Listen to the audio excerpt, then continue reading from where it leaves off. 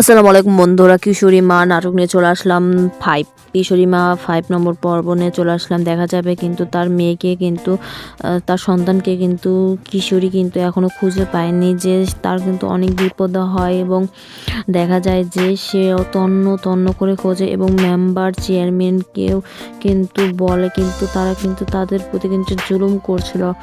এই তার সন্তানকে কিন্তু না পেয়ে কিন্তু সে কিন্তু অসুস্থ হয়ে পড়ে যায় এবং জ্বর আসে। সে ভাবে যে যে আমি চেয়ারম্যানের কাছে ক্ষমা চাই। ক্ষমা চাওয়ার পরও কিন্তু তারা কিন্তু তার সন্তানকে কিন্তু ফিরিয়ে দেয় না বন্ধুরা। তার মা কান্নাকাটি করে, সে কান্নাকাটি করে তার সন্তানের জন্য।